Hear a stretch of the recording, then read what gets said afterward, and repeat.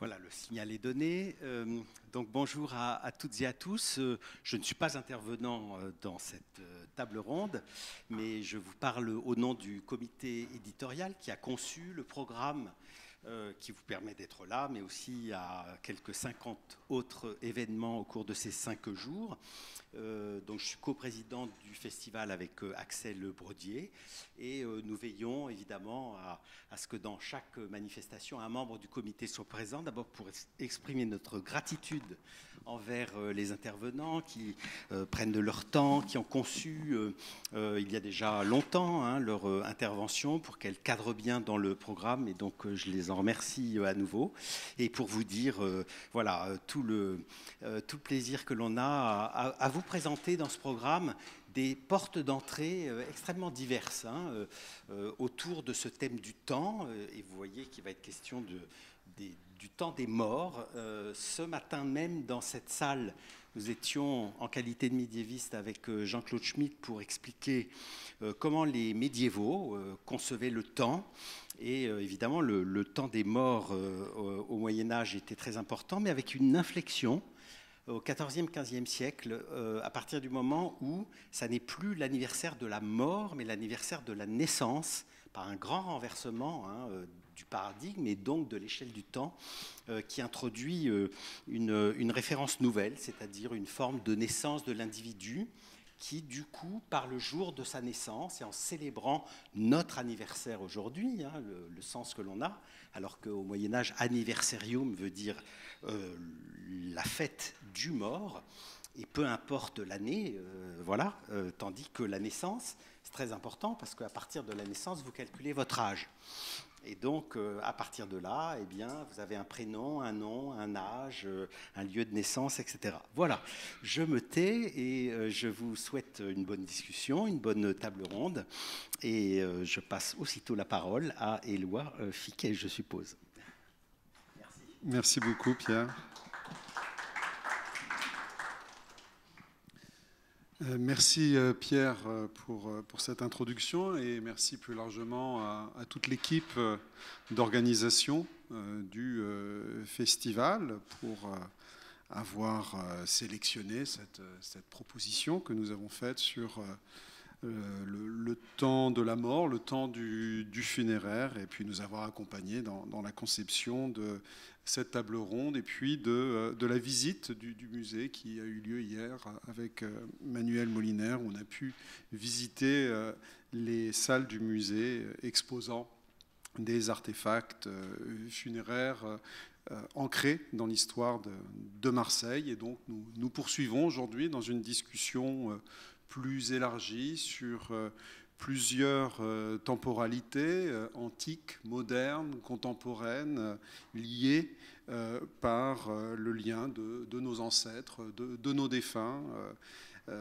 à travers les temps de la mort. Je remercie aussi donc le musée de la ville de Marseille qui nous accueille en ces lieux et nous permet d'avoir ce débat donc sur le temps de la mort, le temps des pratiques funéraires, donc le temps de la mort après le décès. Il ne sera pas question ici de débat autour de la fin de vie et des pratiques accompagnant la fin de vie. Ça fait aujourd'hui l'objet de nombreux débats publics, mais nous cherchons ici à considérer les pratiques sociales, souvent tabous, souvent dissimulées, souvent impensées, sauf quand peut-être des scandales éclatent dus à une série de négligences. Ces pratiques qui accompagnent le défunt de son décès à son inhumation ou à sa crémation, puis les pratiques autour des lieux de sépulture, pratiques sociales de célébration des défunts, mais aussi pratiques de gestion par des services funéraires, des services municipaux qui travaillent autour de ces questions de la mort. Et c'est aussi une façon de rendre hommage à ces travailleurs, à ces agents funéraires qui ont charge de recevoir les familles en deuil, d'accompagner les défunts dans la mort, et sont souvent marqués par un stigmate d'impureté, alors que leur rôle social est important, comme on le verra tout au cours de nos débats. Donc, il s'agit ici de penser la mort et les pratiques funéraires dans leurs dimensions sociales diverses à travers toutes sortes de questionnements qui portent aussi bien sur le religieux que la sociologie familiale, sociologie urbaine, sur l'écologie, les questions politiques, éthiques, médicales. La mort permet de toucher à beaucoup de sujets, et pourtant la mort est un défi aussi pour les scientifiques, parce que c'est une question qui aussi touche à l'intime. Chacun d'entre nous avons une expérience intime, particulière de la mort de proches, et puis un questionnement sur sa propre disparition à venir qui est inéluctable. Et comme le souligne François Michaud-Nérard, absent aujourd'hui, mais qui devait participer à cette table ronde, en préliminaire, en avertissement à son bel ouvrage, La Révolution de la mort, il souligne, après la préface de Didier Sicard, que la mort nuit gravement à l'objectivité, en soulignant le fait que chacun ayant un rapport subjectif à la mort, avec des sentiments parfois violents, parfois profonds, cela peut faire obstacle à un examen distancié, objectif, critique de ces questions. Et donc, c'est pourquoi aujourd'hui, cette table ronde, j'ai le plaisir de recevoir et d'échanger avec donc, des collègues qui ont étudié ces questions. Anne-Carole est professeure d'histoire à l'université d'Aix-Marseille, ou Aix-Marseille Université pour être plus précis, membre de l'Institut universitaire de France. Anne-Carole a étudié l'histoire sociale et culturelle de la médecine, des médecins, l'histoire du corps, de la virilité, et en particulier l'histoire de la mort et du rapport au cadavre, notamment à travers un projet ANR de l'Agence nationale de la recherche ces dernières années. Et donc ces travaux portent en histoire surtout du 19e siècle. Et donc, avec elle, on observera dans la France du XIXe siècle les transitions funéraires, les modifications des pratiques politiques sociales relatives à la mort. Manuel Moliner est archéologue de la ville de Marseille. Il a dirigé de nombreuses fouilles pour reconstituer le passé ou les différentes strates du passé marseillais jusqu'à sa plus profonde antiquité. Il a aussi coordonner la mise en vitrine, la conception des salles du musée relatives à l'Antiquité. Il est aujourd'hui aussi en charge du dépôt archéologique municipal de Marseille, et sa connaissance sur l'histoire de la ville, de son environnement régional, de son antiquité est absolument passionnante, et nous allons aussi échanger avec lui sur la façon dont la ville de Marseille a été travaillée à différentes époques par des pratiques, des lieux funéraires. On aurait aimé recevoir aussi aujourd'hui François Michaud-Nérard, qui est ancien directeur général des services funéraires de la ville de Paris, qui a joué un rôle important dans la transformation de ces services funéraires, et tout en étant un praticien de ces questions, un acteur engagé dans les métiers autour du funéraire. Il a aussi produit plusieurs études, plusieurs ouvrages visant à élucider ces questions-là, à faire débat public et à accompagner des transformations politiques, administratives au niveau de la gestion municipale. La mort, ce n'est pas franchement la question qui va être mise en tête de programmes politiques pour des élections municipales, mais c'est une question fondamentale dans la gestion d'une ville. Et François Michon-Hérard a joué ce rôle à Paris. Et ces réflexions, on aura l'occasion de les mentionner, sont extrêmement intéressantes sur ce sujet au niveau des questions contemporaines. Et donc nous allons aborder cela à travers 10 différents thèmes, à commencer par penser les différentes étapes, les différents moments, le temps de la mort entre le décès et l'inhumation, les phases de préparation du corps, de transformation du corps du défunt jusqu'à son entrée dans un autre temps, celui de la mort. Puis on envisagera ensuite le temps des cimetières, des pratiques de conservation qui s'y jouent, mais aussi d'effacement, de disparition, comment tout cela est abordé. On abordera aussi la question de la crémation dans son rapport à l'inhumation, avec des vraies transformations sociales observées par le passé, dans les questions archéologiques, mais aussi historiquement, dans la France contemporaine, la façon dont la crémation, en tant que pratique laïque, s'est constituée, et les défis que cela pose aujourd'hui. Et enfin, on essaiera de conclure sur le cimetière dans la cité, ce qui organise cet espace en constante évolution. J'ai déjà beaucoup parlé en introduction, et donc je souhaiterais peut-être commencer avec Anne-Carole sur la façon dont elle a réfléchi à ces questions et observé à travers des matérialités historiques la façon dont dans la France, à l'articulation donc du XVIIIe, XIXe siècle, ces questions autour de la mort se sont posées. Merci beaucoup, merci pour cette invitation sur ce thème effectivement qui me passionne.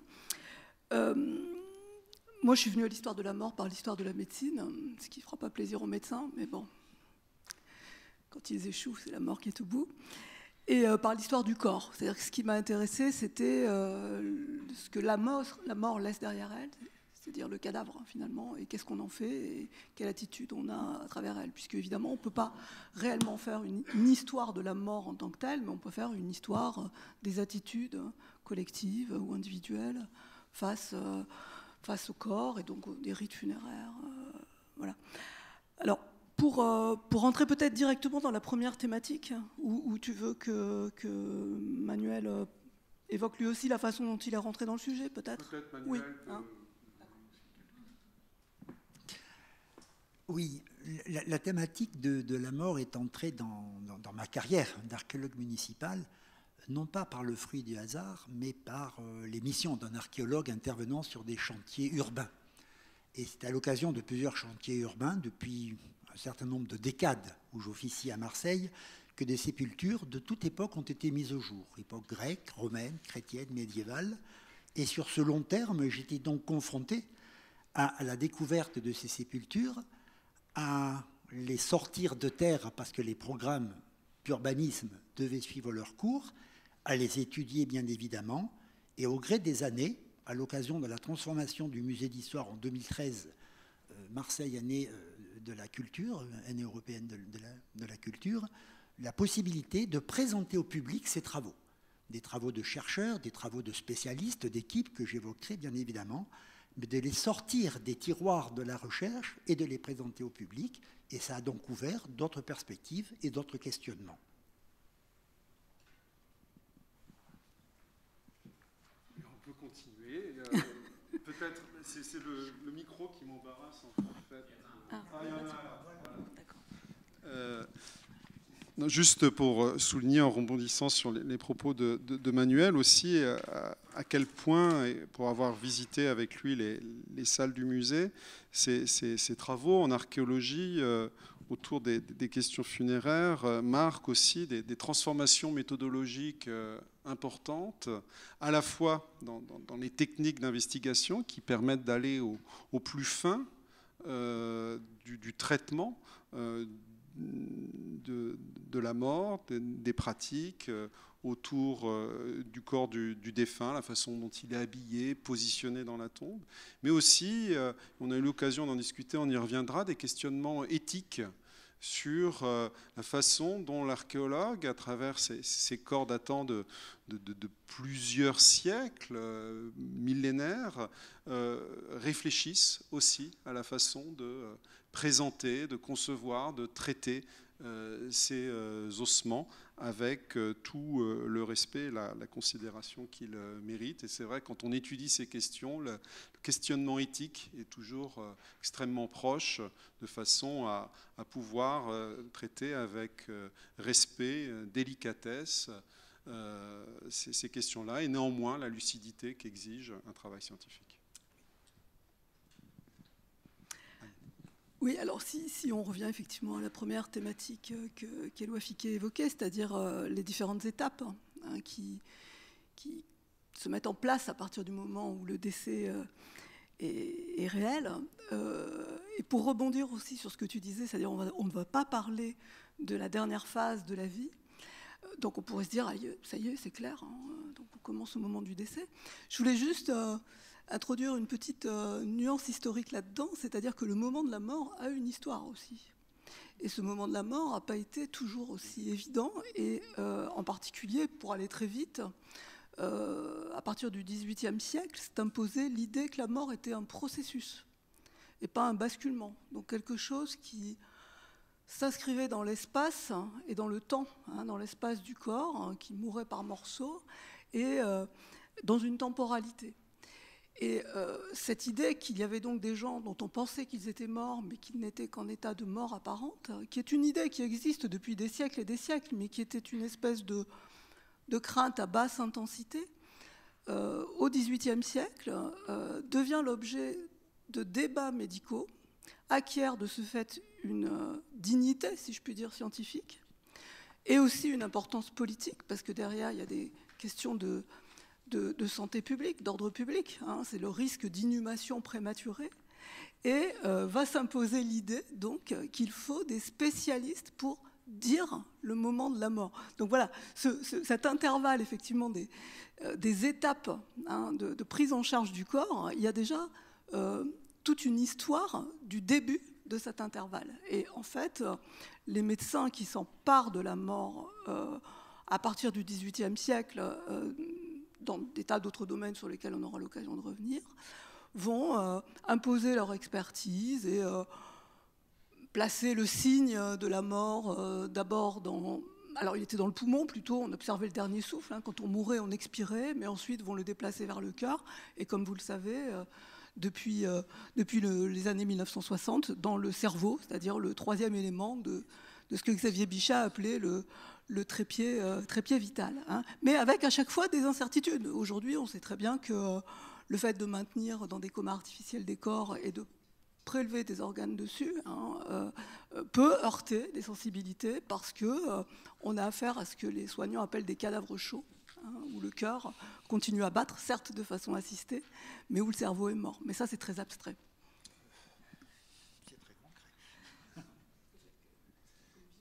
Oui, ce que j'appelle abstrait, c'est pour les gens, de déclarer que quelqu'un est mort quand il est chaud, et quand sa poitrine se soulève, son cœur bat encore, etc.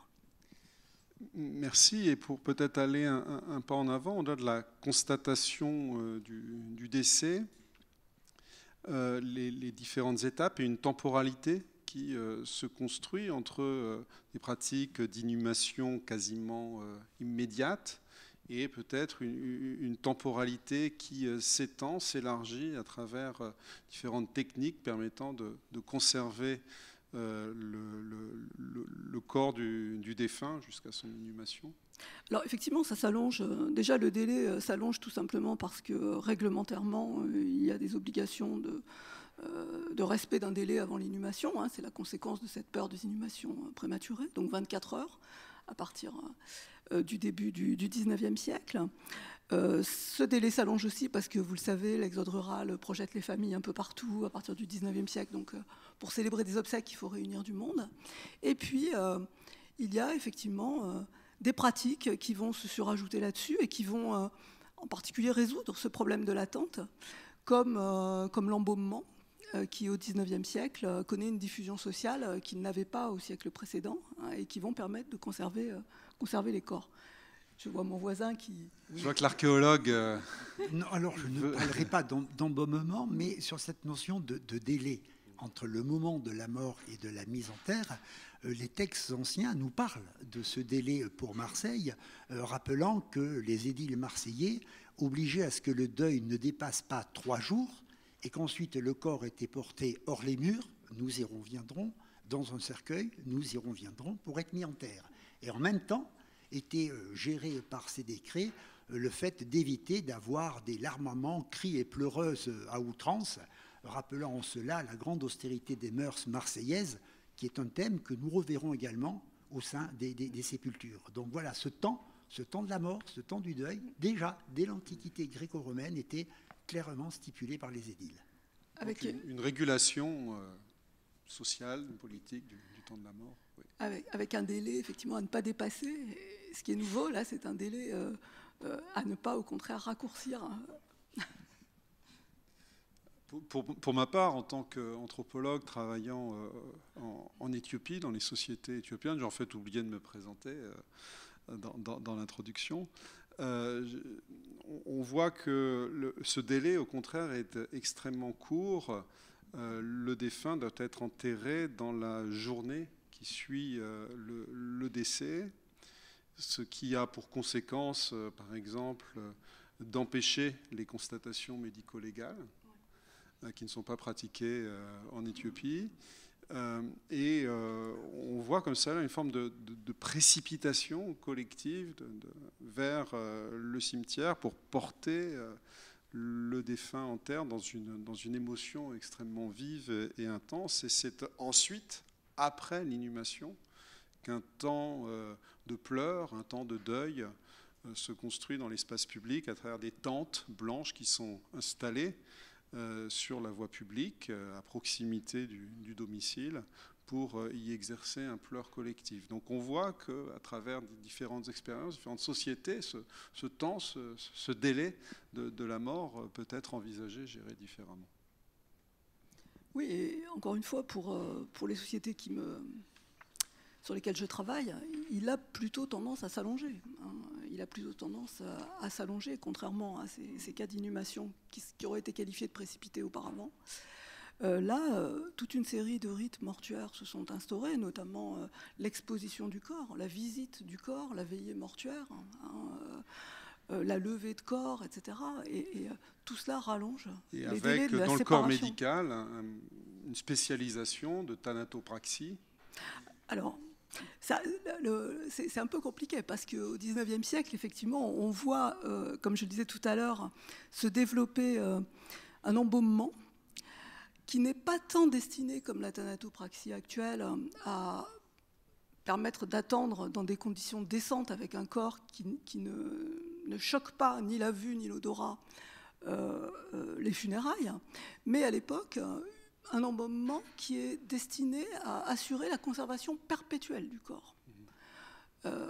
C'est à la fin des années 1830 à peu près que cela se met en place, et on aura l'occasion d'en reparler, je pense. C'est complètement concomitant avec l'essor des concessions perpétuelles dans les cimetières. Oui, Manuel. Alors l'archéologue marseillais va apporter quelques graines à ce discours.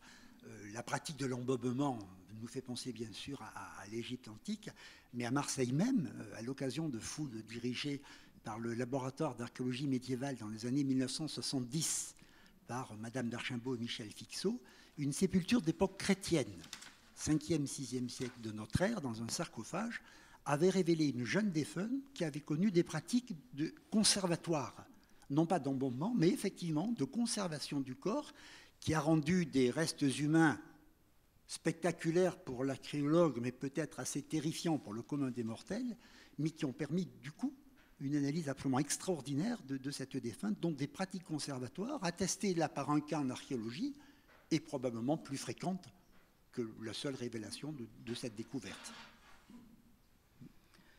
La grande nouveauté au XIXe siècle, c'est qu'on ne procède plus à des embaumements par des baumes, justement, par des plantes, des parfums, des poudres, etc.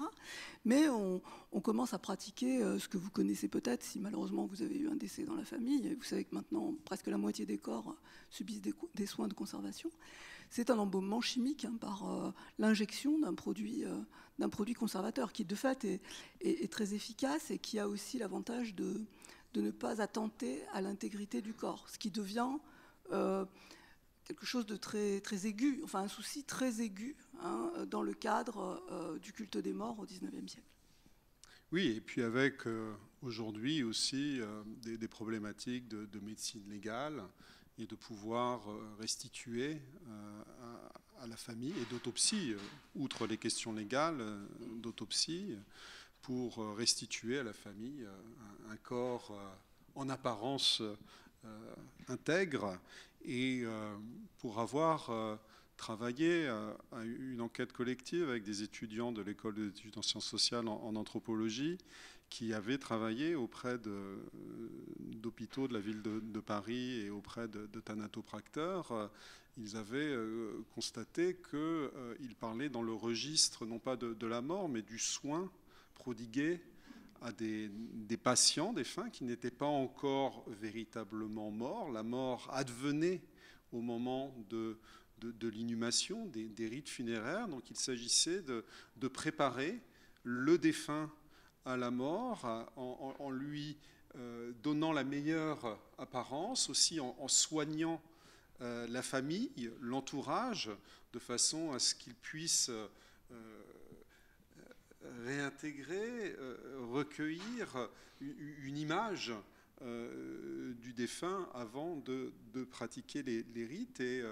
Et ces entretiens avec ces professions assez reléguées dans la structure de l'hôpital, assez peu considérées, étaient extrêmement intéressants pour penser ce rôle important dans la préparation des rites funéraires vers lesquels maintenant nous pouvons peut-être nous orienter. Sauf que j'avais peut-être un point intermédiaire concernant les techniques d'embaumement et de conservation. Je me demande si ce n'était pas le moment de parler de ces pratiques intéressantes au XIXe siècle de photographie post-mortem. Oui, alors c'est une autre forme Je vais essayer de montrer cela. C'est une autre forme de conservation. J'ai employé le mot de culte des morts. Il est vrai qu'au XIXe siècle, Éloi a aussi utilisé l'expression de transition funéraire. On observe entre la deuxième moitié du XVIIIe siècle et la première moitié du XIXe siècle un changement assez profond dans le funéraire et dans les rapports que les vivants entretiennent avec les morts. C'est-à-dire que pour aller très très vite, auparavant, les vivants qui souhaitaient être utiles à leurs morts et leur faire du bien, eh bien faisaient dire des messes, brûler des cierges et s'occuper surtout du salut de leur âme.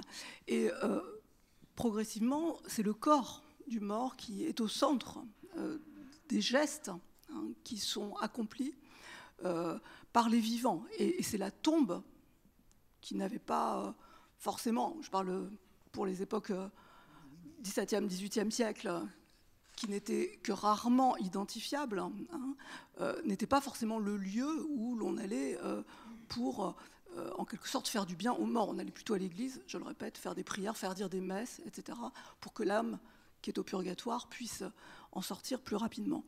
Et donc, le corps est très important et on s'efforce de conserver ce corps le plus longtemps possible. Je parlais de l'embaumement, je parlais des concessions perpétuelles dans les cimetières sur lesquelles on reviendra, mais il y a aussi ces photographies mortuaires qui sont réalisées juste après le décès. Alors, je ne sais pas si vous voyez cette photographie mortuaire. En quoi c'est une photographie mortuaire ? En fait, il y a 3 indices.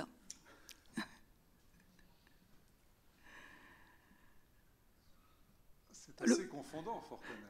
Alors, le premier indice, c'est le regard, qui est, bon, c'est peut-être l'indice le plus faible, j'allais dire, qui est un peu vague, et qui n'est pas tourné vers le photographe. En général, dans des photographies, le sujet regarde le photographe, je parle des photographies de cette époque, ou alors c'est qu'il y a un effet recherché, par exemple une mère qui tient son enfant et qui le regarde.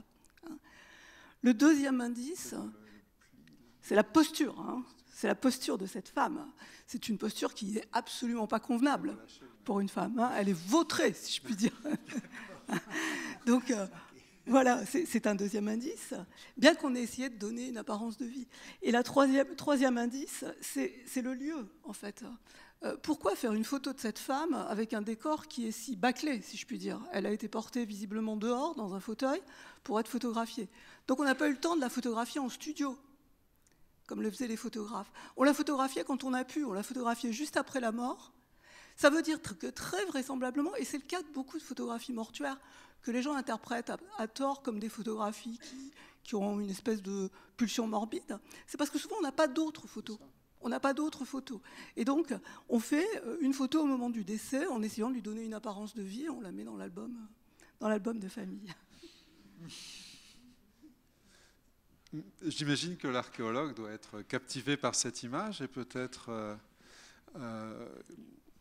dans les artefacts observés qui attestent d'une pratique de relation, de transformation de la relation entre la société des vivants et le passage vers la société des morts, que peut-on observer dans les périodes antiques? Ce que l'on ne peut pas observer, c'est les photographies. Je pense que vous le savez par ailleurs. En revanche, à l'égard même si le mot photographie est finalement un vestige de la langue grecque ancienne. Tout à fait, dont nous absolument. sommes les héritiers. En revanche, nous avons, on n'en l'a pas illustré ici, mais des bustes et des portraits funéraires qui sont éminemment parlants. Et dans les collections du musée d'histoire, vous avez quelques visages d'hommes, de femmes, souvent avec le nom du défunt ou de la défunte, et qui expriment, et c'est absolument remarquable, votre première remarque, chers collègues, le regard. C'est avant tout le regard qui va distinguer le fait que le personnage qui nous observe est mort, bien évidemment. Ce sont souvent simplement des bustes.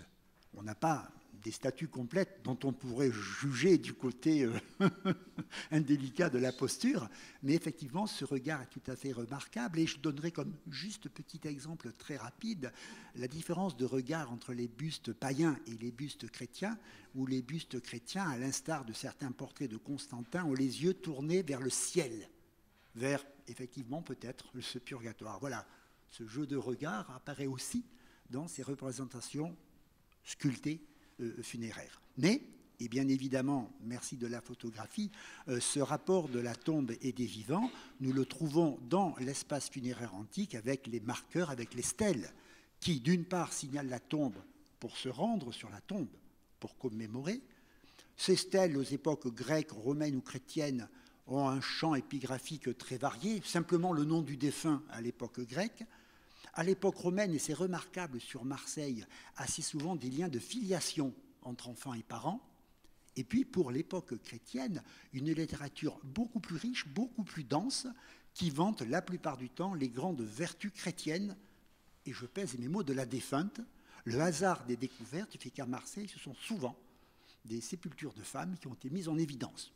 Vous en tirerez les conclusions que vous voudrez, bien évidemment. Mais ce marquage des tombes est important. Nous le reverrons dans d'autres cas de figure. Nous le reverrons monumentalisé, bien sûr, aux époques contemporaines. Mais je voudrais insister sur un point archéologique tout à fait important. Marseille a une collection assez modeste d'épitaphes funéraires. D'autres villes ont des dépôts entiers de collections. Mais regardez bien, de manière assez rapide, une petite stèle qui vous est présentée ici, et qui n'a pratiquement aucun caractère particulier, puisqu'en fait c'est une simple tile de toiture qui était dressée sur la sépulture. Quel est le sens de mon propos? C'est de dire qu'en fait, rares étaient les tombes qui avaient des marqueurs décorés ou des marqueurs épigraphiés, mais que la plupart avaient un simple caillou, une simple pierre, et je sais qu'Éloi rebondira sur ce propos-là, qui néanmoins signalait la tombe pour se rendre sur la sépulture et rendre un certain nombre d'hommages. Donc ça, c'est effectivement tout à fait important. Et ce sont des pierres qui, pendant des siècles, n'ont absolument pas intéressé les découvreurs d'Antiquité. Merci Manuel, qui vient de m'envoyer une tuile, donc je la récupère à la volée pour vous montrer d'autres types de sépultures sur lesquelles j'ai pu travailler en Éthiopie dans un travail pluridisciplinaire avec des collègues paléontologues et archéologue, avec une vraie question de confusion des temporalités dans l'analyse de ce type de site que l'on trouve dans les régions désertiques de l'Est de l'Éthiopie. Ce sont des champs de basalte, hein, des pierres volcaniques qui marquent cette région du Grand Rift est-africain.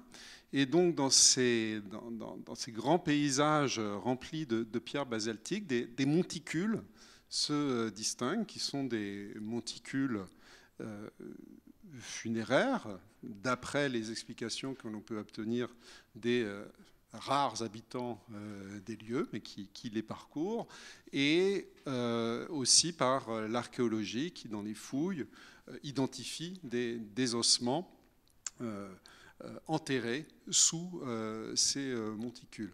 Et un défi consiste à comprendre, lire ces amoncellements de pierres qui ne comportent aucune inscription, aucune datation. Alors les archéologues parviennent à faire des datations des restes humains par différentes techniques, mais là se posent des questions éthiques quant à une difficulté d'identifier au premier coup d'œil s'il s'agit d'une sépulture très récente. Là, on peut le deviner par l'ajustement des pierres, mais si cela touche encore à des périodes d'une ancestralité active, qui, si elle est dérangée, peut heurter la vie des sociétés contemporaines, ou si les archéologues sont autorisés moralement à plonger dans des strates plus anciennes en accord avec les habitants des lieux. Et donc on s'est efforcé d'essayer de comprendre ces lieux tels qu'ils sont compris aujourd'hui, de comprendre ces différents systèmes de pierres levées, d'observer différents types de monticules, hein, comme ici. Donc on a un tas de pierres avec une cheminée qui s'élève, et en fait ces cheminées sont bâties quand, en cas de mort violente dans un combat, cette mort a ensuite été vengée dans le cadre d'une société où la loi du talion est active. Quand elle a été vengée par la mort de l'adversaire ou d'une personne appartenant au clan de l'adversaire, ou bien par réparation.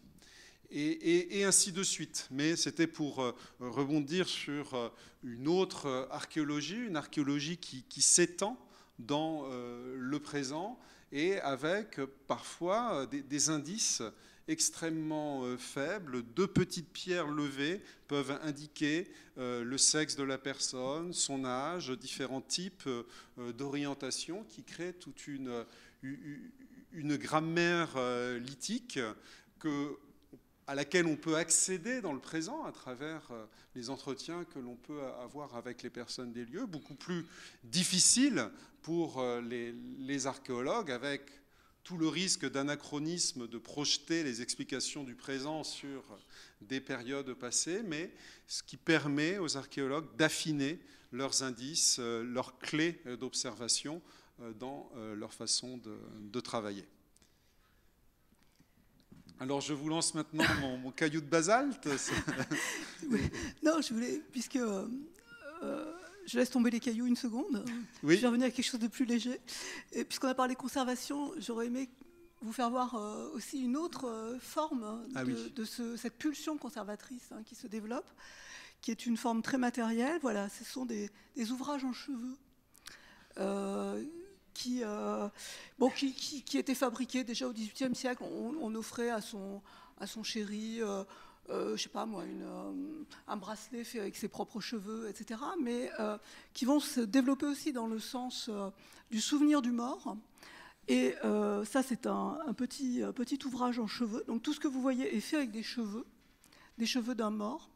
Là, on en est à peu près sûr, puisque vous le voyez, le motif central de ce petit tableau, c'est un tombeau avec des initiales. une date et un saule pleureur qui fait partie là aussi des signes immédiatement reconnaissables, hein, qui renvoient au deuil, au cimetière, etc. Donc là, on est vraiment, encore une fois, dans cette pulsion conservatrice, mais alors littérale. Hein, c'est-à-dire qu'on garde quelque chose du mort, en l'occurrence quelque chose qui n'est pas putrescible, hein, comme les cheveux. Merci, c'est vraiment un objet fascinant. Et peut-être, outre cette conservation d'éléments du défunt parmi la famille en deuil, peut-être peut-on revenir aussi au moment de l'inhumation sur les objets qui vont accompagner le défunt dans sa tombe et dans son après-vie. Je crois que là, il y a beaucoup d'artefacts qui en témoignent dans vos recherches et collections.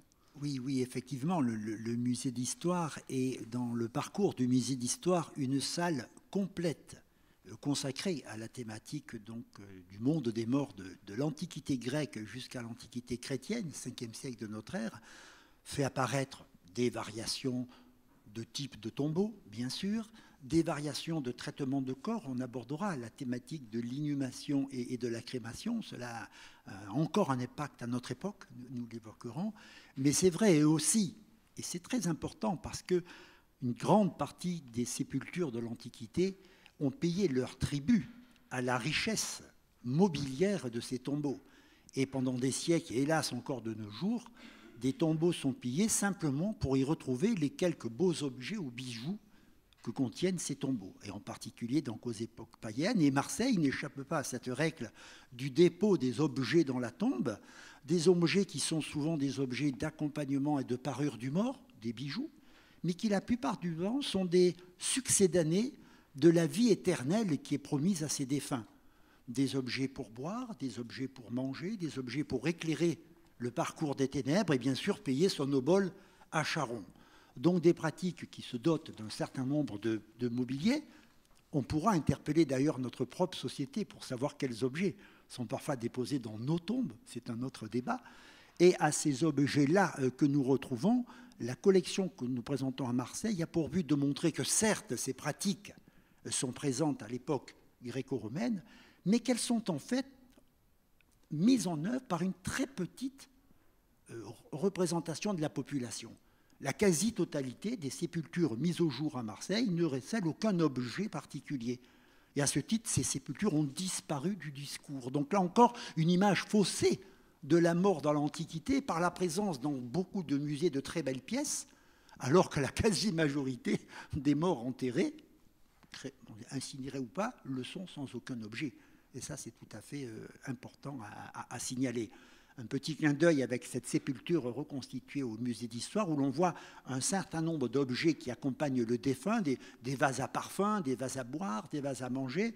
Et votre œil exercé remarquera dans la partie basse de la photographie quelques petits nodules mécaniques, comme tout le long de la fosse d'enfouissement du mort, d'autres objets métalliques ici, qui sont pour la partie basse les clous des chaussures du défunt, les clous des caligae romaines que vous connaissez par ailleurs, qui nous indiquent que ces défunts étaient inhumés, habillés.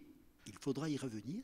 Et deuxièmement, par la présence de ces clous retrouvés sur les côtés, la présence d'un cercueil, c'est-à-dire donc d'un contenant dans lequel le corps du défunt est déposé, avec un certain délai ensuite de mise en terre, et ensuite ces contenants organiques disparaissent, et l'archéologue ne retrouve que des traces de ces éléments. Merci beaucoup. Alors j'imagine que ces éléments doivent poser beaucoup de questions à une historienne qui n'a pas accès au même type de documentation ni de sources. Oui, bien sûr, mais c'est aussi à replacer effectivement dans une perspective globale de la façon dont on considère l'au-delà, dont on voit l'au-delà, c'est-à-dire quand on ne croit plus à un au-delà, pourquoi mettre des choses dans le cercueil? Alors on peut les mettre par affection, hein, c'est une dernière façon de dialoguer avec le mort, de l'accompagner, etc. Mais ça a des significations complètement différentes. Ce n'est pas effectivement pour l'accompagner dans une autre vie. Si je peux juste revenir sur cette question des objets précieux, c'est pour faire une petite anecdote et un petit clin d'œil. Je disais tout à l'heure qu'on craignait beaucoup la mort apparente. À partir du XVIIIe siècle, disons, ça devient quelque chose qui émaille les discours scientifiques. Et il y avait une anecdote qui courait depuis des siècles et des siècles, justement sur le cas de cette femme enterrée avec une bague, hein, donc voilà, enterrés avec des objets précieux, et dont des voleurs forcent le cercueil pour s'emparer, donc enterrés en état de mort apparente, hein, et pour s'emparer de la bague, tentent de lui couper le doigt. Et évidemment, la douleur la réveille. Hein, donc voilà, la douleur la réveille. Les voleurs s'en vont complètement épouvantés. Et l'histoire dit qu'en général, la femme rentre chez elle, elle vit très longtemps et elle a beaucoup d'enfants. Hein. Mais c'est une anecdote, c'est très drôle, qui court pendant des siècles, souvent très précisément datée, localisée, etc. Ce qui lui donne une apparence de véracité, mais qui témoigne aussi peut-être de craintes de nature anthropologique, hein, en réalité. Le croque-mort n'avait pas bien fait son travail, si j'ai Oui, bien compris. Non, mais on est certainement dans des mythologies profondes qui se propagent sous diverses formes, aussi en temps d'épidémie, avec ces inhumations précipitées, avec un travail d'identification et d'attestation du décès qui est forcément précipité, ce genre d'angoisse, de crainte, et de récits, je crois, est particulièrement prononcé au moment des grandes épidémies. Oui, ça a été particulièrement le cas au choléra, pendant le choléra au XIXe siècle, puisque les symptômes du choléra, le choléra algide, hein, faisait que les gens devenaient bleus, très froids, et donc ils ont pu paraître morts avant de l'être en réalité. Donc, et dans la précipitation, dans l'urgence de se débarrasser vite de corps dont on pensait qu'ils allaient empoisonner les proches, eh bien, il y a très vraisemblablement eu des cas d'inhumation prématurée. Manuel, sur ce point des épidémies, est-ce qu'on a des attestations archéologiques dans l'histoire de Marseille et de sa région ? Oui, absolument. Alors non pas dans la dimension d'une mise en terre prématurée, mais en revanche, Marseille, et tout particulièrement, il y a de cela quelques mois, au musée d'histoire qui nous accueille aujourd'hui, il y a une exposition qui, je ne sais pas quel verbe utiliser, qui rappelait le tricentenaire de la peste du 720, qui s'était arrêtée en 1722. Et cette exposition, qui s'est donc déroulée juste après le Covid, a eu évidemment un écho, un contretemps extraordinaire que je n'évoquerai pas ici. Je rebondirai sur la remarque d'Éloi, parce qu'effectivement, il y a eu depuis une trentaine d'années plusieurs chantiers archéologiques dans la Marseille actuelle qui ont révélé de grandes fosses d'enterrement de masse étudiées par les équipes de médecine de la Timone, de l'INRAP, etc., et qui ont donc révélé ces enfouissements précipités. Peut-être quelques cas d'ensevelissement trop prématurés. En revanche, je donne un petit élément pour la suite de notre propos. Une très grande partie de ces sépultures d'urgence ont été retrouvées en ville même, en raison de la situation de précipitation épidémique.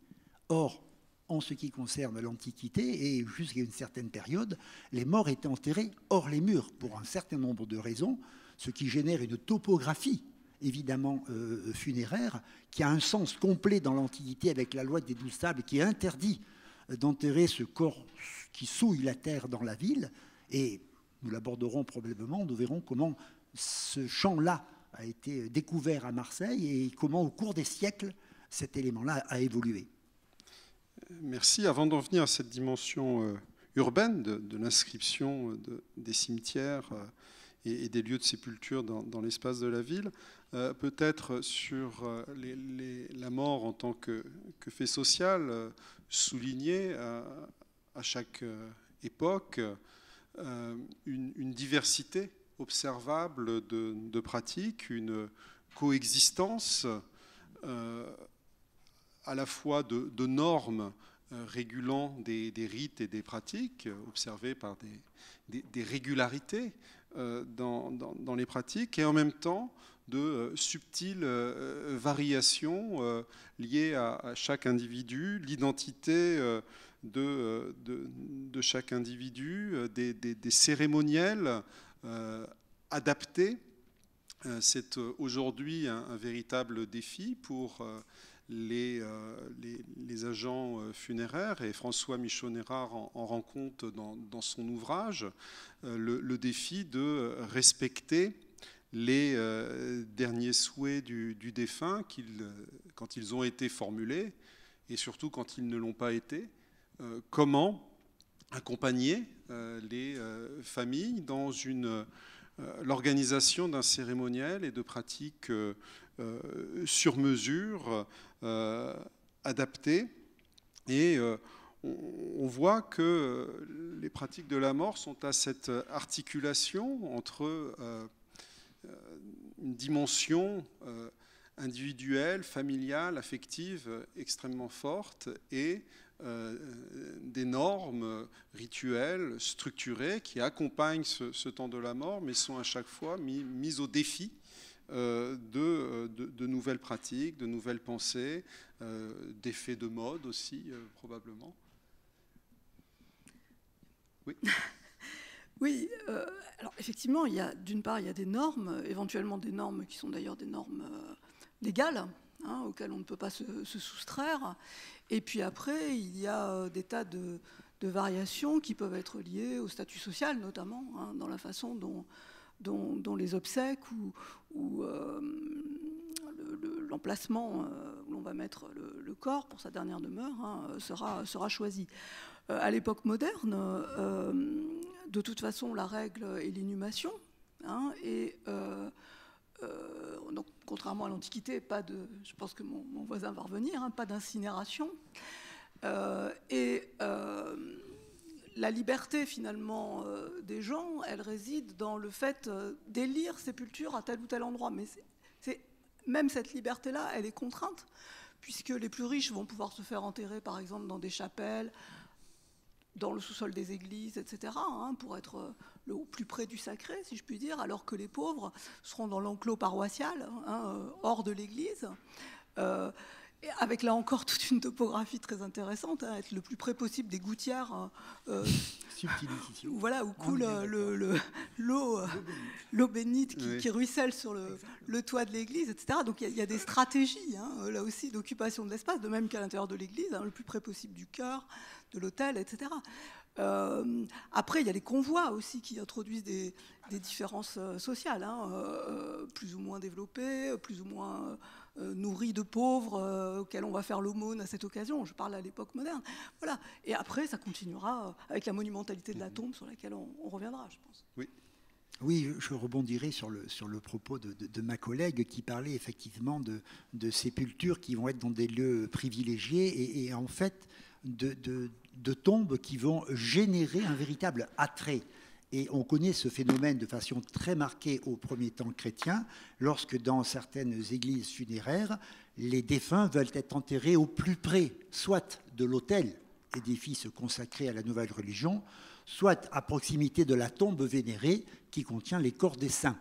Nous le connaissons en Méditerranée et nous avons eu la chance à Marseille, il y a quelques années, de découvrir une église paléochrétienne qui est partiellement reconstituée à l'identique au cœur du musée d'histoire.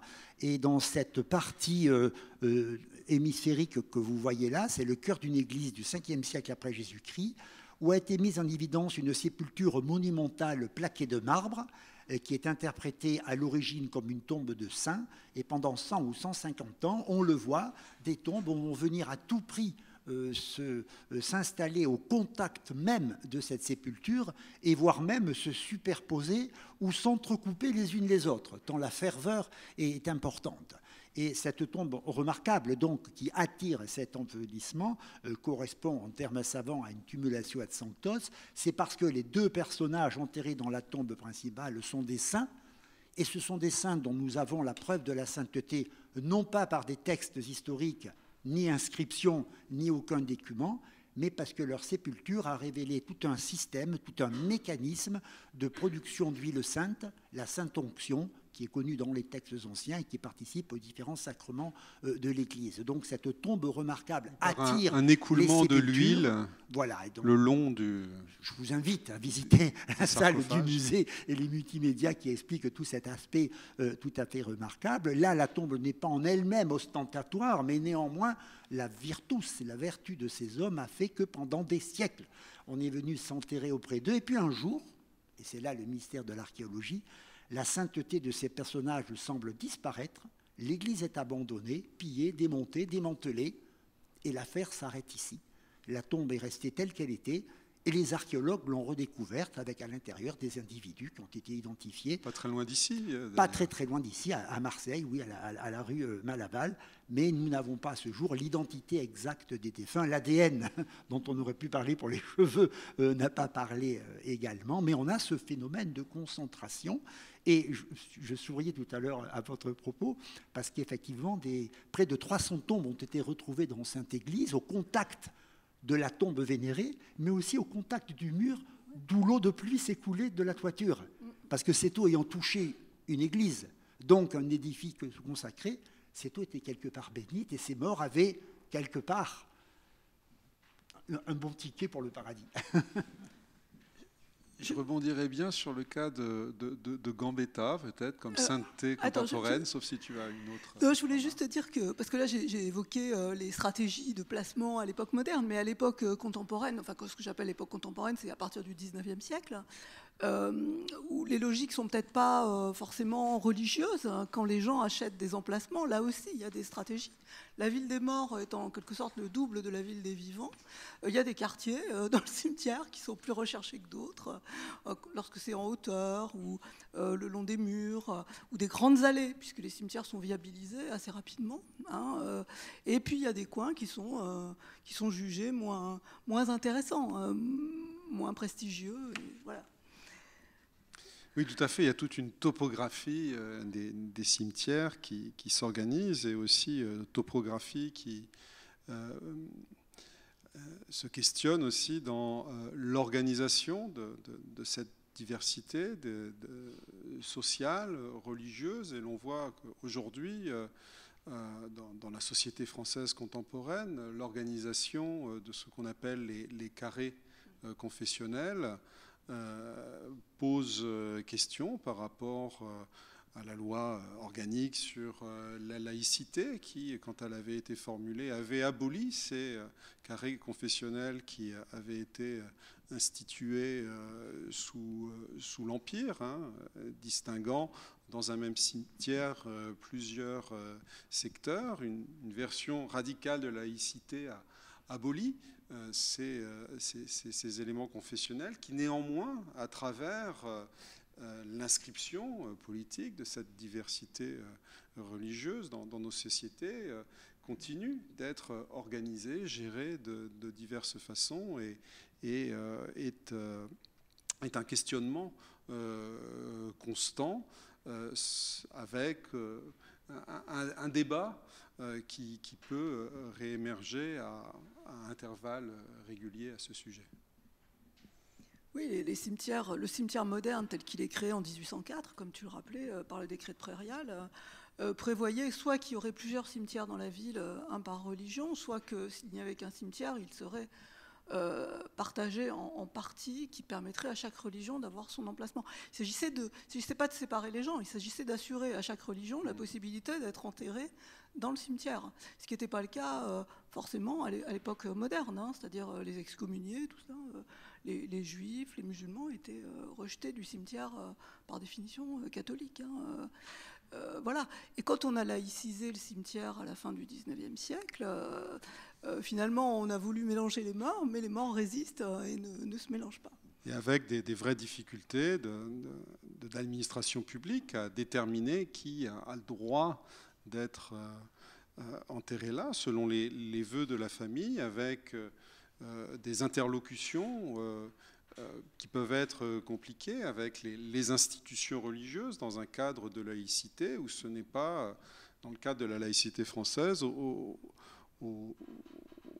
organismes religieux de déterminer si un tel ou une telle pratique effectivement bien la religion considérée qui l'autorise à être enterré dans ce carré confessionnel, et cela peut générer des conflits, des tensions d'interprétation autour de ces lieux. Et même des problèmes logistiques, puisque au moment de l'épidémie de Covid, beaucoup de musulmans en France, notamment de vieux musulmans, entre guillemets, qui étaient installés en France, qui dont on ne pouvait pas rapatrier le corps parce qu'il y avait des contraintes extrêmement fortes sur les déplacements de corps, liées des contraintes sanitaires, ont dû être enterrés au moins provisoirement dans des cimetières sur place, donc dans des carrés qui se sont retrouvés de fait saturés et surpeuplés. Donc ça aboutit même à des problèmes simplement logistiques. Alors, c'est vrai que pour l'Antiquité, je parlerai pour Marseille bien sûr, nous avons certes découvert des centaines et des centaines de sépultures, mais à chaque fois ce ne sont que des portions de nécropoles qui sont expertisées par les archéologues.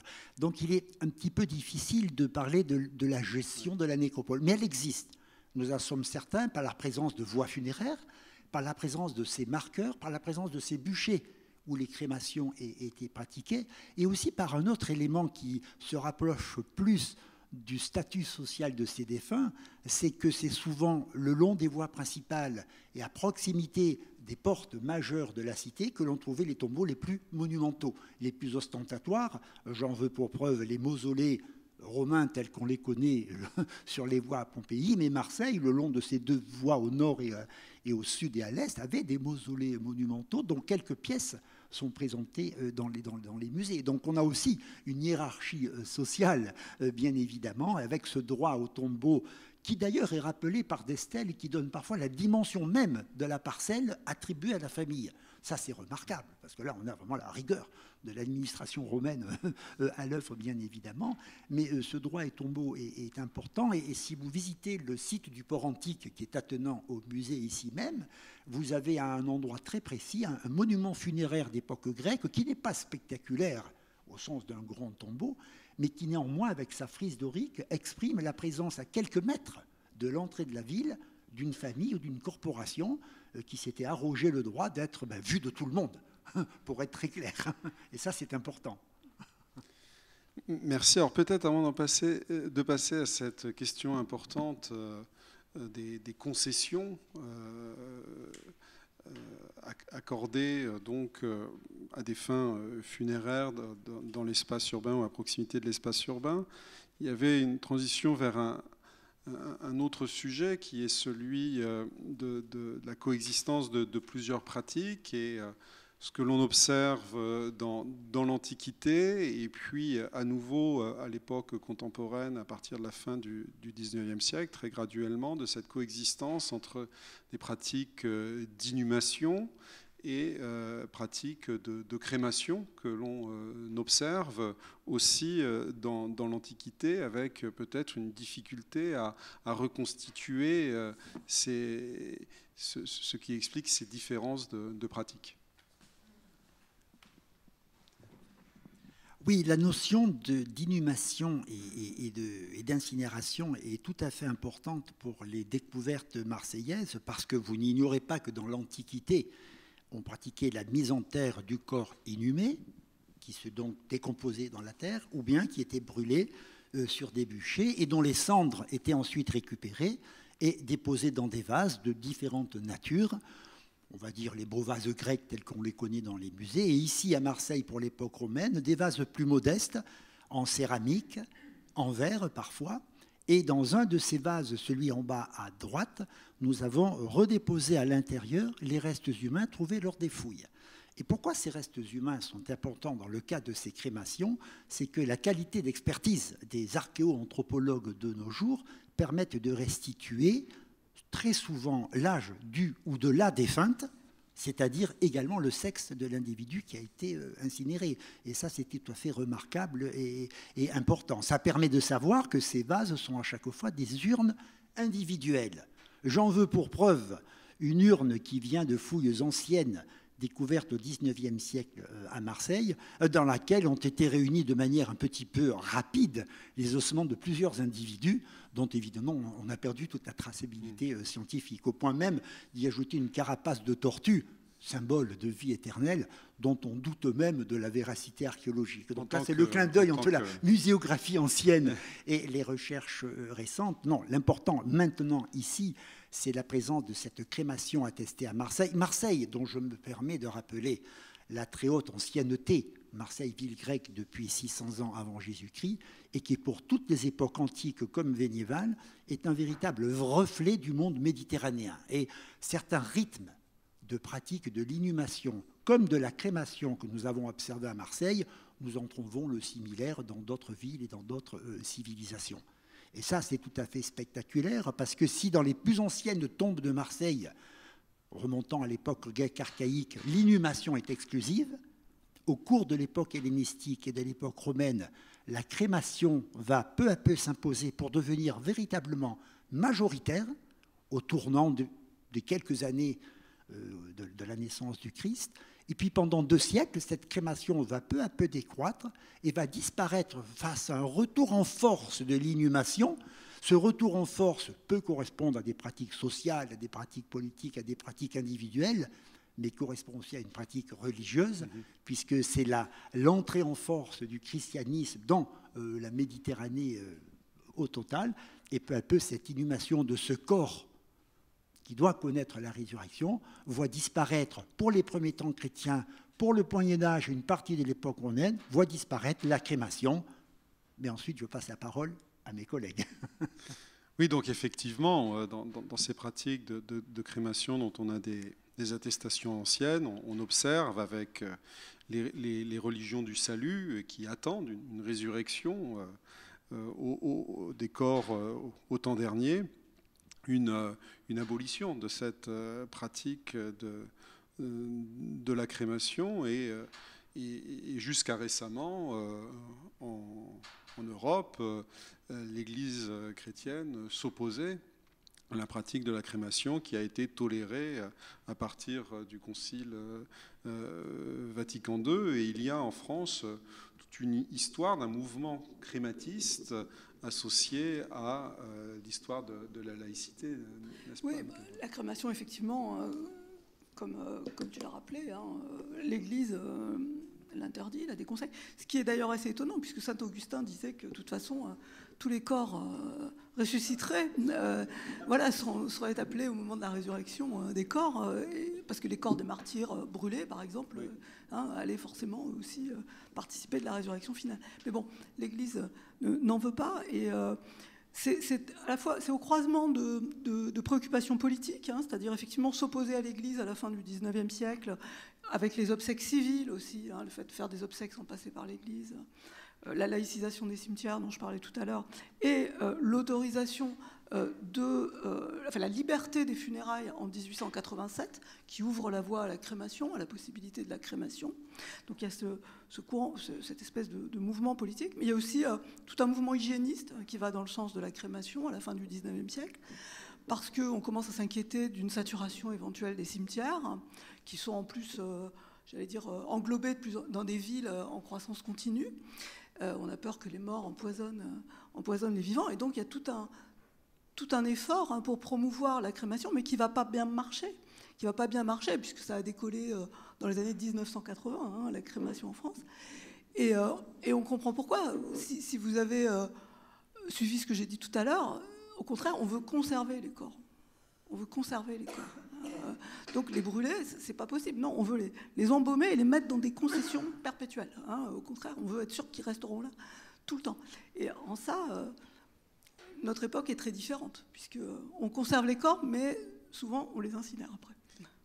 Tout à fait. Alors notre époque est différente, mais avec plein de paradoxes. Et c'est une photographie que m'a envoyée François Michon-Hérard, qui, au Père-Lachaise à Paris, a pris cette photographie où, dans un contexte de croissance de la pratique funéraire de la crémation, où aujourd'hui c'est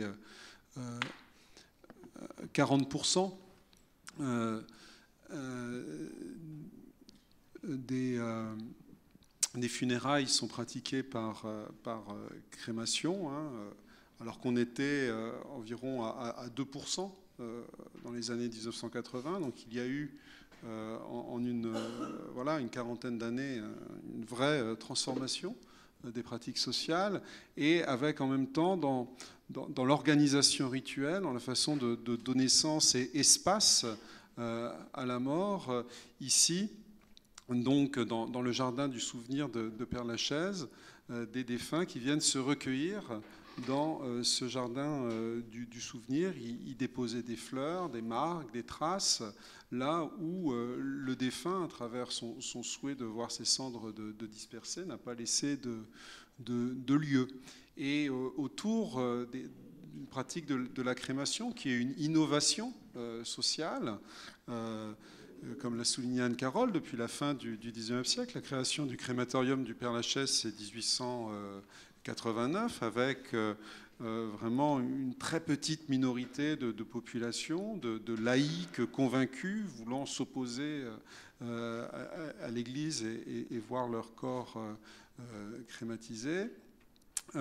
Cette pratique se développe aujourd'hui, mais avec encore peu de prise dans l'organisation cérémonielle, rituelle, y compris dans la détermination légale. Hein, le statut des cendres funéraires est très imprécis. Elles n'ont pas dans la législation française le statut de reste humain, et donc ça peut se prêter à une diversité de pratiques dans la sphère privée qui pose questionnement, qui parfois prête à des versions humoristiques dans le cinéma, etc. Mais on voit là qu'il y a un défi auquel les agents funéraires s'efforcent de répondre à travers l'invention d'espaces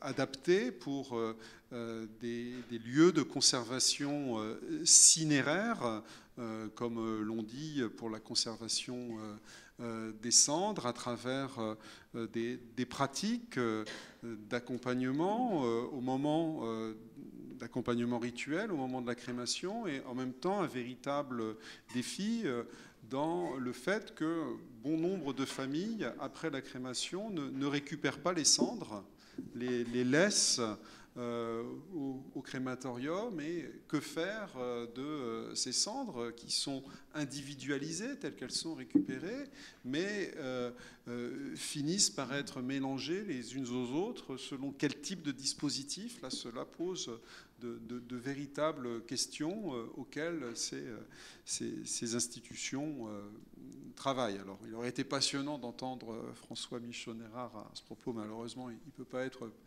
parmi nous, mais l'on voit que c'est aussi une pratique qui questionne la société contemporaine, à la fois dans ses rituels, dans ses croyances, dans son rapport au corps, mais aussi dans son rapport à l'espace et à l'espace urbain. Et Anne-Carole le soulignait, on va pouvoir peut-être terminer là-dessus, sur l'inscription du cimetière dans l'espace urbain, la place, l'espace que ces lieux d'inhumation prennent, et la façon dont cela peut être géré, envisagé, sous une forme qui se veut à la fois fixe et immuable, mais qui est loin d'être immuable, qui est en permanence recomposé, n'est-ce pas ?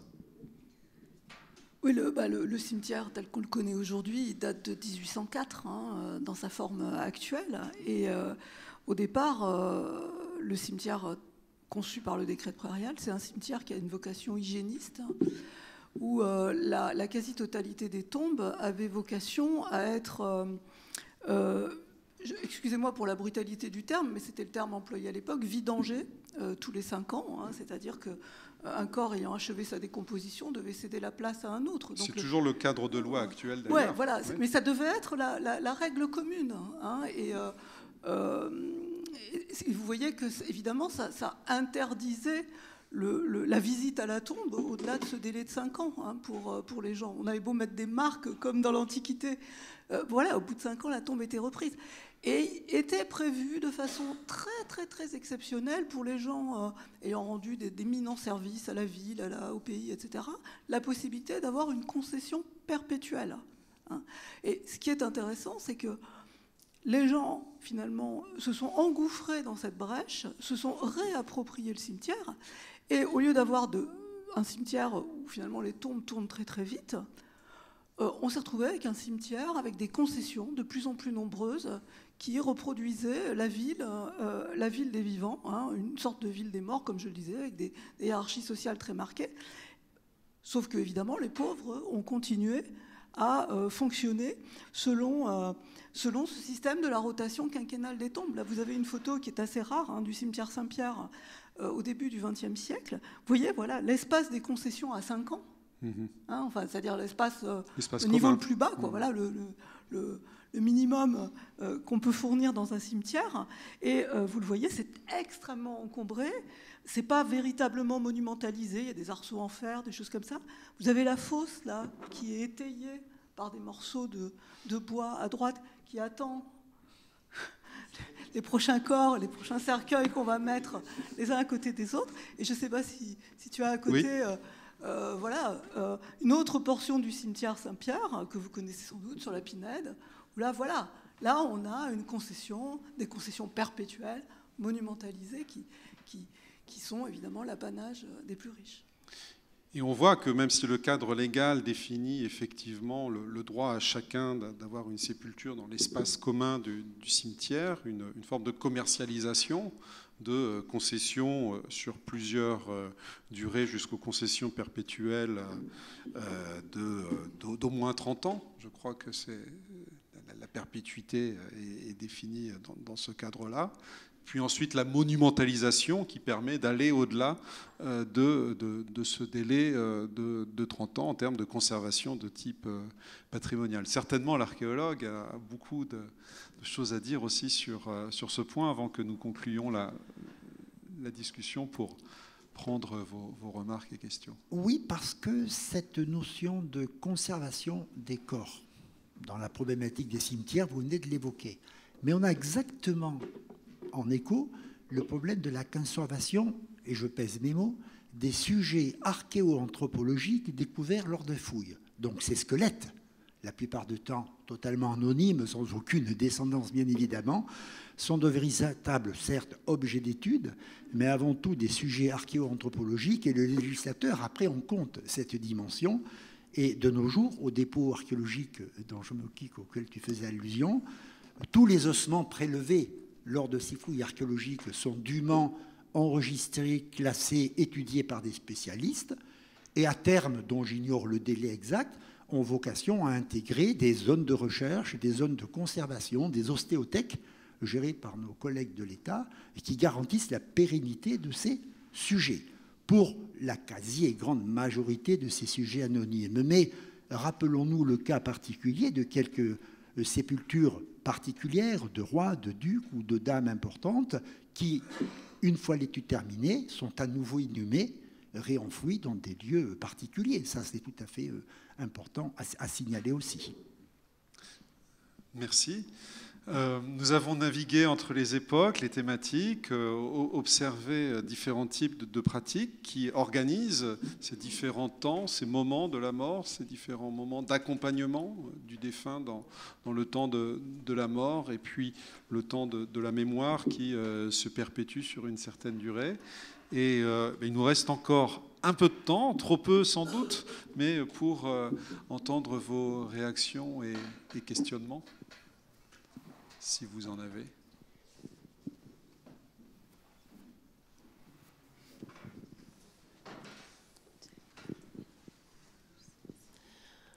Oui, bonjour. Oui. En fait, je me faisais la remarque, merci, parce que c'est un sujet qui est plutôt intime. Enfin, moi, je ne m'intéresse pas forcément à ce sujet. Je suis contente d'avoir eu cette vision-là. Et ça me revenait, ce truc qui est assez frappant, dans le droit français, pour le travail. En fait, un salarié a le droit de prendre 5 jours quand il se marie, 3 jours quand il y a un décès dans sa famille. Et du coup, voilà, enfin, je voulais voir avec vous, si, je ne sais pas si ça vous parle. Enfin, c'est voilà, ce temps de la mort. Du coup, avec cette comparaison-là, elle est assez remarquable pour ce que ça raconte de notre société, en tout cas. Enfin, il me semble. Je ne sais pas. Vous avez peut-être quelque chose de plus fin à raconter. Le temps du deuil. Excusez-moi, j'ai pas entendu. Vous dites 5 jours pour ? Quand on se marie, on a droit à 5 jours. Voilà. Ouais. Et quand il y a quelqu'un qui meurt dans sa famille, alors ça a précisé, hein, vous avez les parents proches, enfin voilà, mais c'est 3 jours. Ouais. Et je trouve ça assez frappant quand même. Oui, effectivement. Mais bon, beaucoup d'historiens ont insisté sur le fait que le deuil devenait de plus en plus quelque chose à cacher, enfin, la dimension sociale du deuil, qui auparavant était très forte, qui s'affichait par un retrait de la vie sociale, des habits, etc. Tout cela avait progressivement disparu. Et c'est peut-être une marque de plus de cette façon de demander aux gens de faire leur deuil dans leur coin, mais pas trop le montrer, pas trop perturber le reste de la vie sociale. Manuel, à ce propos. Merci. Oui, cette observation de Madame me fait penser à une des premières phrases de notre petite discussion de ce deuil réglementé et de cette expression de la douleur qui devait être contenue dans l'Antiquité, n'est-ce pas, et que les traces archéologiques, les artefacts que nous avons mis au jour semblent confirmer, avec peu d'objets dans la tombe, peu de statuaires, peu de monuments spectaculaires. J'en ai cité 2 ou 3, mais la majorité de ces gens enterrés dans l'Antiquité grecque, romaine et chrétienne semblaient respecter, on va dire, des directives politiques, au-delà de directives religieuses.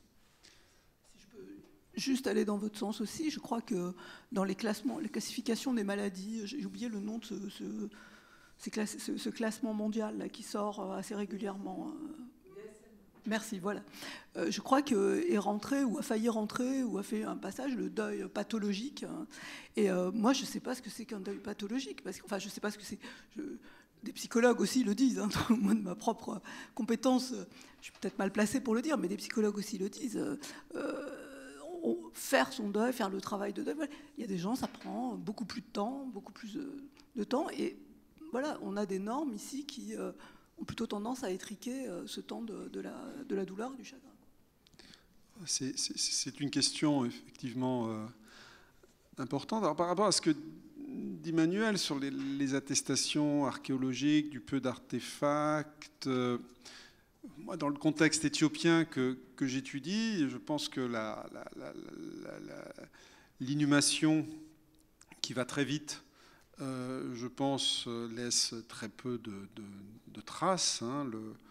En contexte rural, le corps est inhumé dans un linceul avec une tombe marquée de quelques pierres.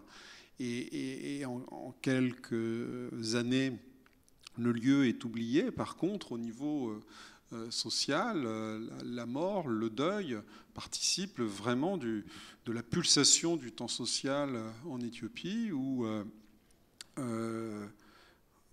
hors du contexte du conflit qui a lieu actuellement, et on voit comment en Europe aujourd'hui le conflit en Ukraine fait revenir la mort en tant que fait social très, très fortement, y compris dans la façon de rendre compte de ce conflit. La mort de la reine d'Angleterre aussi. La mort de la reine d'Angleterre.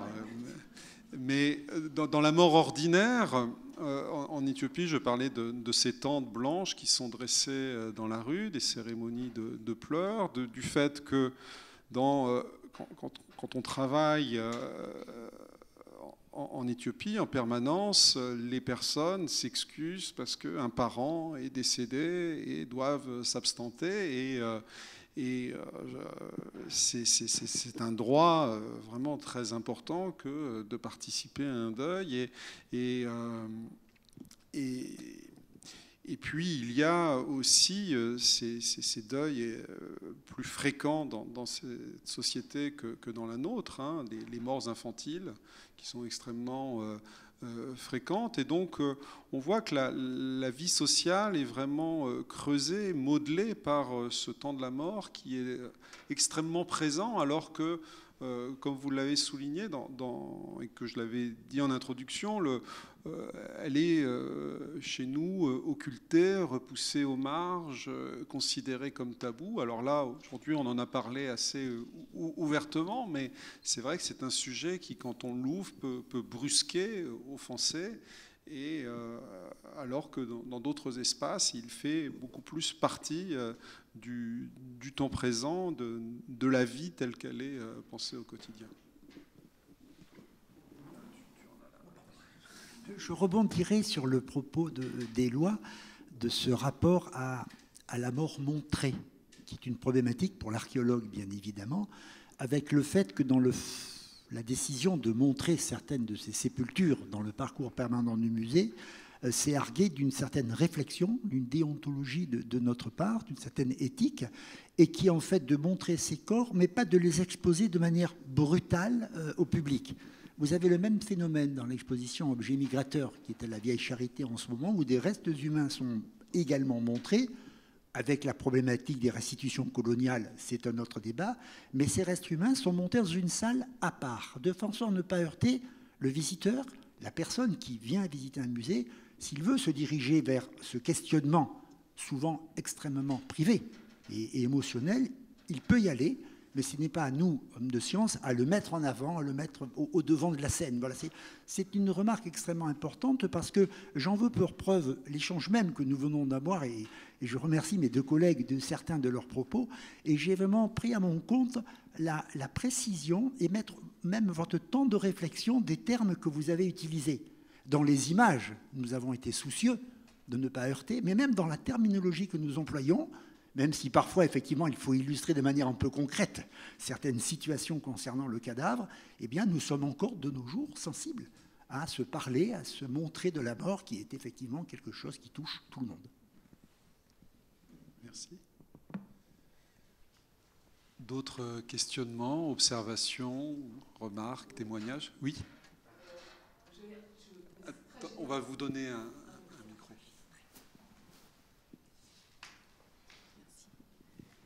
Oui, c'est juste une remarque, mais c'est d'ordre très général. Est-ce que nos cultures, notre culture occidentale, est pas très différente dans le sens où effectivement elle évacue le plus possible, elle refoule, on dirait même, la question de la mort, du cadavre et du deuil qui est devenu une affaire simplement intime, individuelle, alors qu'elle est beaucoup plus collective dans d'autres types de sociétés. Et je voulais juste vous parler de Madagascar, où il y a une cérémonie qui s'appelle le retournement des morts, qui est une cérémonie rituelle qui revient,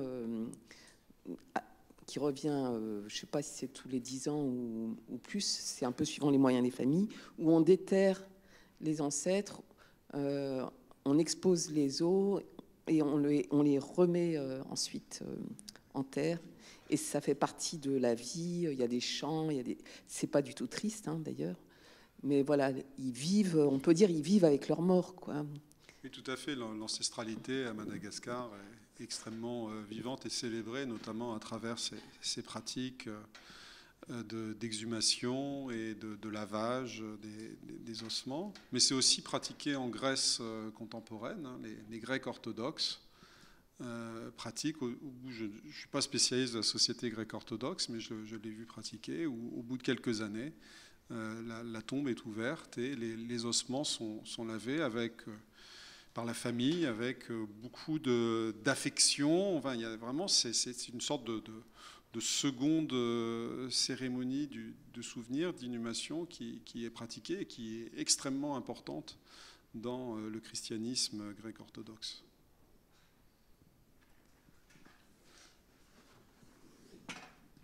On peut peut-être parler là de la photo de Gambetta. Non, je voulais plutôt, pardon, excuse-moi, Eloi, c'est une vaste question, la question du tabou de la mort, parce que certains contestent cette idée qu'il y a un tabou de la mort. En même temps, on ouvre la télé, enfin, il y a de la mort partout, mort violente, etc. Je pense qu'il y a un tabou du corps mort, ça c'est assez clair. Des émotions extrêmes exprimées en public, c'est pour ça, on parlait du deuil tout à l'heure. Après, je ne sais pas si on peut dire que c'est tabou. Il y a beaucoup de choses paradoxales. Par exemple, vous évoquiez ces cérémonies joyeuses, mais je pense qu'on a tous malheureusement fait l'expérience au moment du décès de quelqu'un, d'aller ensuite se rassembler tous ensemble, de manger, de boire. Voilà. Donc, c'est pas non plus tout le monde s'en va de chaque côté. Je sais pas. Je pense qu'il faudrait vraiment nuancer. Ce qui est certain, c'est que la thanatopraxie, le développement de la thanatopraxie et de la crémation montrent que ce qu'on ne supporte pas, c'est la décomposition du cadavre. Ça, c'est quelque chose qui est devenu totalement inadmissible. Oui, tout à fait. Dans certaines enquêtes qu'on a pu faire, on a pu montrer que les logements à proximité de cimetières sont dépréciés. Beaucoup de personnes n'envisagent pas de vivre dans un appartement donnant vue sur un cimetière, dans les entretiens qu'on peut faire avec des travailleurs du funéraire, cette ostratisation dont ils font l'objet parce que une perception dans leur entourage familial qu'ils portent avec eux l'odeur de la mort, et cette question de l'odeur de la mort est très forte, et ces personnes souvent ont une hygiène où ils doivent vraiment se laver avec des produits très décapants et tout cela, et ils souffrent de cela, hein, de peaux qui sont extrêmement irritées parce qu'ils veulent montrer aussi que leur corps ne retient pas cette odeur. Juste pour ces professionnels de la mort, pour signaler que lors d'enquêtes qui ont été faites au moment de l'épidémie de Covid par des sociologues, elles ont mis en évidence le fait qu'ils étaient déçus de n'avoir pas bénéficié de la même reconnaissance que les infirmiers, par exemple, ou les médecins, etc., alors qu'eux aussi ont été en première ligne et ont accompli des tâches fondamentales. Et souvent en essayant de contourner un petit peu la législation, parce que qui était très contraignante, qui empêchait de voir les défunts, en essayant de bricoler pour que les gens s'y retrouvent. Et ils n'ont pas été applaudis, si je puis dire. Oui, ils n'ont pas été comptés dans la première ligne, telle que cette expression avait pu être. Oui ? Merci beaucoup, je trouve ça très très intéressant. Moi je me demandais qu'est-ce que ça fait aux chercheurs qui travaillent sur la mort, enfin qu'est-ce que son rapport à la vie du coup, en tant que chercheur, qu'est-ce que ça fait de chercher, comprendre le rapport à la mort. Donc plutôt une question réflexive. Ouais, en vous écoutant, c'est vraiment, je me suis demandé ce rapport mort-vie en tant que chercheur. Moi, ça va être très bref, je ne peux pas savoir. Moi, je pense que ça m'a effectivement familiarisé avec la perspective de ma propre mort. Ce dont je suis sûre, c'est que ça ne rend pas plus supportable la mort des autres. Oui, ça, je suis tout à fait d'accord avec cela, avec peut-être, et comme l'a rappelé Manuel, une attention particulière aux mots, aux sensibilités, aux subjectivités liées à la mort, et en même temps l'importance de pouvoir considérer cette dimension inévitable et structurante de la vie sociale, et aussi une attention à ces professionnels qui font ce métier souvent invisibilisé, inconnu, un peu méprisé, alors que ce sont des métiers indispensables. Et on le voit quand on peut être en situation de détresse, hein, dans une société où les structures normatives, rituelles peuvent être parfois décomposées, ou par le fait de ne pas être intégré à des organisations de croyances, on peut être très démuni face à ce moment de la mort. Alors il y a à la fois toute une inventivité qui se manifeste, mais cette inventivité ne répond pas à tous les besoins anthropologiques d'une belle cérémonie. Une cérémonie de la mort nécessite de passer par certains moments, et il y a donc des professionnels qui travaillent à ces cérémonies, à les accompagner. Et en tout cas, moi, ça m'a beaucoup appris à ce niveau-là. Et toute une attention aussi, il faut faire attention de ne pas en traiter avec trop de désinvolture non plus.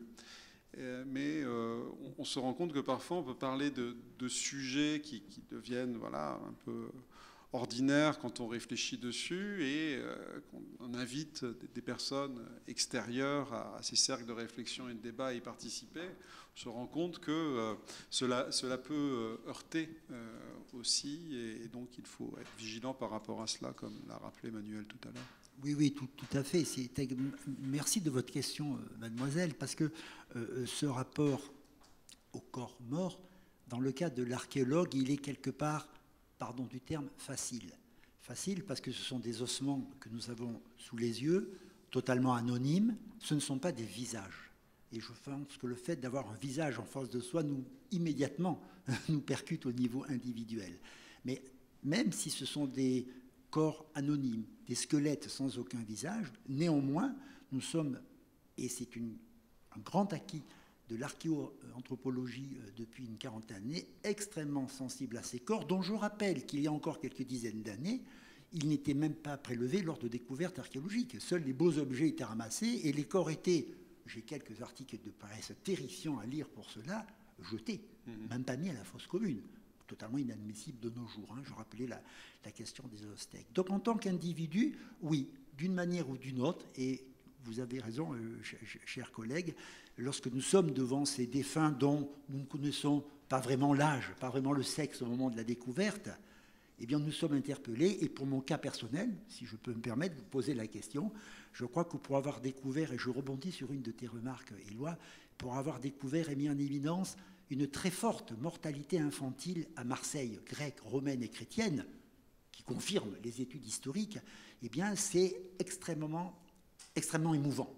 Parce que nous avons toutes les tranches d'âge de ces petits-enfants jusqu'aux nourrissons, et parfois même, j'entre dans les détails, des enfants morts-nés, voire même des fœtus, c'est-à-dire qui n'ont aucune vie sociale. C'est extrêmement impressionnant et ça nous interpelle parce que tous chercheurs que nous sommes, rigoureux, méthodiques, scientifiques, sommes des êtres humains et nous avons une vie familiale, une vie sociale, et qui se rappelle sans cesse à nous. Tout à fait. Si je peux rebondir brièvement pour rendre compte aussi d'une expérience personnelle sur des ossements d'une très grande profondeur temporelle, de plus de 3 millions d'années, que j'ai eu la chance de pouvoir voir à Addis Abeba dans les collections du Musée national. Ce sont les ossements de Lucie, qui sont montrés au Musée national, mais sous forme d'un moulage en plâtre coloré. Mais les fossiles sont conservés, et c'est vrai que quand nos collègues paléontologues ouvrent ces petits tiroirs où le squelette de Lucie, ses vertèbres, son crâne, ses membres sont conservés, c'est extrêmement émouvant. Il y a quelque chose là qui nous plonge dans une prise de conscience d'une ancestralité, d'un lien à la vie qui est vraiment extrêmement émouvant, et des collègues et amis autour de moi qui pleuraient véritablement. Donc on touche là à des choses extrêmement sensibles néanmoins. Oui ? Je ne sais pas jusqu'à quelle heure nous avons. Moi je suis passionné de discuter avec vous, mais si le musée nous le permet, on peut poursuivre l'échange. Bonjour. Oui. Déjà, c'est passionnant. J'ai envie de vous poser 1000 questions, mais je vais me restreindre à une. Et ça m'a vachement intriguée, cette histoire de tableau de cheveux. Et je me demandais si c'était quelque chose qui pouvait être répandu, de récupérer les cheveux de la personne décédée. Alors, c'est très difficile de mesurer la prévalence de ce type de pratique parce que, j'allais dire, dans toutes les familles, on prélève des cheveux, y compris du vivant des enfants, par exemple, on en garde des mèches, et puis parfois, ce genre de relique que j'ai fait voir reste dans les familles. Moi, j'ai réussi à le trouver dans une vente, mais bon, il semblerait qu'il y ait eu une mode, effectivement, dans la première moitié du 19e siècle, essentiellement.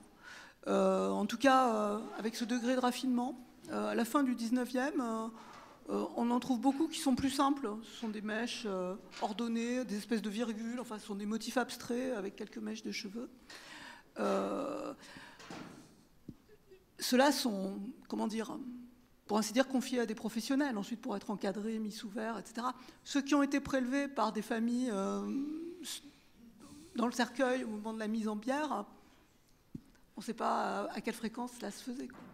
Mais c'est vrai que pour l'historien, ce genre d'objet est un véritable défi en tant que source. C'est vrai que ces objets relevant de pratiques familiales, domestiques, n'ont pas fait l'objet de conservation patrimoniale dans des musées. Alors, il y en a au MUSEM, hein, dans les réserves du MUSEM, il y en a beaucoup. Oui, il y en a plein au MUSEM. Voilà, mais ce genre de questions, pour pouvoir répondre dessus précisément, c'est vrai que ça pose la question du type de matériaux auxquels on a accès, d'où l'importance d'institutions comme le MUSEM, ou je pense au musée de l'histoire de l'immigration, qui conserve des objets très ordinaires, hein, de vie, de familles, d'immigrants qui ont conservé des objets liés à leur parcours de migration. Et il est extrêmement important de garder ces objets qui peuvent paraître anodins, ordinaires, mais qui sont porteurs de toute une histoire profonde, hein, qui n'est pas l'histoire des grands monuments, qui concernent souvent les strates de l'élite sociale, et de pouvoir conserver, documenter, étudier ces objets ordinaires de toute famille. Oui, s'il vous plaît. Oui, merci. Bonsoir. Laurence Ecardi, docteur en droit. Je voulais vous demander, on parle donc de temps, de mort, et parmi les lectures actuelles, je m'intéresse au chamanisme. Et je voulais savoir, une curiosité, si, je pense surtout à vous, l'anthropologue, est-ce que dans le cadre de l'école en haute sciences sociales, oui, c'est ça, est-ce que c'est un thème qui est étudié? Oui, on bifurque là sur d'autres dimensions, mais ça interroge particulièrement le temps et la mort. C'est pour ça que je posais la question. Et des formes de communication avec d'autres dimensions de l'esprit, de l'être, avec des esprits ancestraux, mais aussi des esprits animaux. Alors moi, j'ai pas vraiment travaillé dans du chamanisme stricto sensu qu'on observe plus pratiqué actuellement dans les régions sibériennes ou bien en Amazonie, mais nous avons à l'HESS plusieurs chercheurs anthropologues qui questionnent, travaillent ces questions. Charles Stepanov, anthropologue, a récemment publié un ouvrage à ce sujet. Comment il s'appelle, Oscar Calavia, à l'École pratique de hautes études, étudie le chamanisme amazonien et ses différentes réinventions, reformulations, et avec, aujourd'hui, on assiste à une forme de repopularisation, de réémergence, de redéfinition du chamanisme à travers la recherche dans notre temps, qui est un temps aussi de redéfinition de notre rapport à la nature, à la planète, de recherche, de pratiques, de communication, de liaison, à travers une reconfiguration plus ou moins authentique, plus ou moins charlatanesque de ce type de pratique chamanique.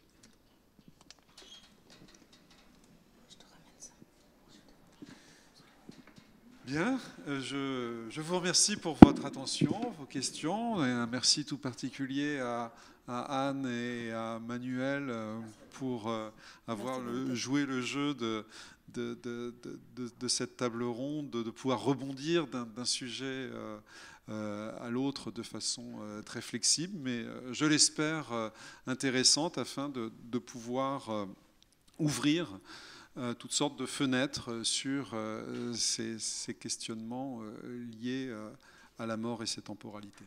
Je vous remercie. Merci à vous. Merci à vous.